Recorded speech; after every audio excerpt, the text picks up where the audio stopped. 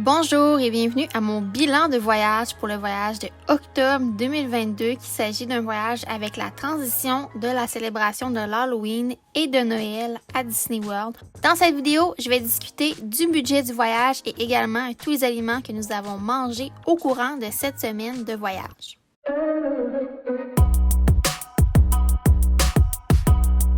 Alors, pour débuter, je tiens à mentionner que nous étions 3 adultes pour ce voyage et également nous avons opté pour le petit déjeuner à la chambre. Donc la majorité des journées nous avons mangé soit du gruau ou des céréales à la chambre afin d'économiser et nous sommes allés pour une totalité de 7 nuits à Disney World. Je ne compte pas dans le budget les montants de la nourriture dépensée à l'aéroport. Je vais seulement m'attarder au montant pour les repas lorsqu'on arrive à Disney World. Donc, sans plus tarder, débutons avec la catégorie des billets d'avion. Donc, nous avons opté pour des billets d'avion avec Air Canada, un départ de Québec du 30 octobre au 6 novembre qui était meilleur marché. Et le billet avec tous les frais est revenu à 455 et 34 $ canadiens par personne. Donc ensuite, pour les billets de parc thématique, il y avait 2 personnes dans le voyage avec une passe annuelle, dont moi-même, et la 3e personne pour son premier voyage à Disney World.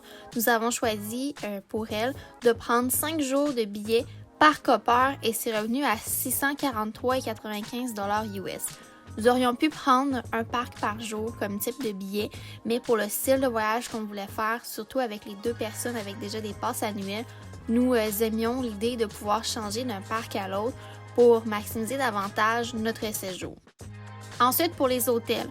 Puisque ce voyage a été réservé assez de dernière minute, nous avons dû faire 2 hôtels et normalement, je n'aurais pas fait 2 hôtels avec quelqu'un pour son premier voyage. Alors, nous avons fait 2 nuits à l'hôtel Art of Animation qui est revenu à 348,21 US et 5 nuits à l'hôtel All Star Movies qui est revenu à 951,7 et j'avais un rabais de 10% passe annuelle pour cette réservation. Donc, vous avez le total pour l'hôtel. Si j'avais à choisir l'hôtel, je crois que j'aurais fait 7 nuits au All Stars ou bien 7 nuits au Art of Animation, mais je n'aurais pas fait de split stay si ça avait été possible d'avoir un hôtel pour la durée du séjour. Ensuite, en termes de transport, donc j'ai mis le transport Mears Connect. C'est l'option qu'on a choisie pour se rendre de l'aéroport à l'hôtel et retourner à l'aéroport à la fin du voyage. Donc, c'était 16 $ US par personne par aller et à chaque allée, je laisse toujours un 5 $ de pourboire au chauffeur pour un total de 10 $. On a également pris une minivan pour transférer de l'hôtel Art of Animation au All Star Movies et c'était avec le pourboire 42,73 US. Un peu dispendieux, mais c'était une expérience qu'on voulait absolument faire. J'ai également déboursé pour un lift lors de notre journée sans billet de parc pour transférer du Animal Kingdom Lodge au French Quarter et c'était 17,81 $ US avec le pourboire. Donc, en termes de nourriture, j'ai vraiment détaillé tout ce qu'on a mangé par journée. Pour l'arrivée, on a soupé au Quick Service Primo Priato du Riviera. On s'est dirigé là en Skyliner à partir du Art of Animation et on s'est divisé 2 croque-monsieur à 3 pour un total de 27,67 US. Pour la première journée, on a débuté avec un gruau à la chambre pour le petit déjeuner et nous avons pris un snack au Gaston's Tavern à Magic Kingdom d'une brioche à 3 juste pour écouter à 6,79 $ US. Pour le lunch, nous sommes allés au Columbia Harbor House et on s'est divisé une clam chowder et 2 lobster rolls à 3 et c'est revenu à 43,41 $ US. Pour le souper, on s'est dirigé à Hollywood Studios, on a visité le 50s Primetime Café et on s'est divisé 2 assiettes de fried chicken pour un total de 49,84 $ US. J'avais un rabais de 10% avec ma passe annuelle ici et on a laissé un pourboire de 15 $ à notre serveuse. Pour la deuxième journée, on a également commencé avec le gruau à la chambre, mais j'avais la veille acheté 2 bananes au food court juste pour bonifier notre petit déjeuner pour un total de 4,88 $ US pour les 2 bananes. Après avoir fait ratatouille à Epcot, on s'est pris un snack à la boulangerie Les Halles. On a divisé un croissant jambon fromage et une quiche Lorraine pour 14,86 $ US. Ensuite, cette journée-là, on est allé au Coral Reef pour notre lunch et on a pris chacun un repas de saumon. Le total est venu à 83,39 $ US. J'avais un 10% de rabais également ici. et j'ai laissé 17 et 40 US de pourboire. Au souper, nous sommes allés au Yak and Yeti à Animal Kingdom et on s'est divisé différentes entrées, dont les Firecracker Shrimp, les Tuna Nachos, le House Fried Rice, pour un total de 54 et 29 US. Je n'ai pas de rabais ici et j'ai également laissé 15 US de pourboire. Pour la troisième journée, on a eu un brunch au Quick Service de Mara, donc un déjeuner plutôt tardif, et on s'est divisé 2 croissants déjeuner à ce Quick Service-là pour un total de 19 et 14 US.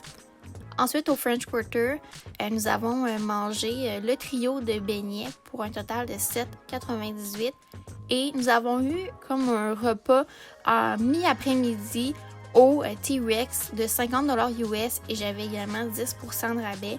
Le 50 US inclut le pourboire, mais je n'ai pas la facture exacte du montant pour les assiettes seulement.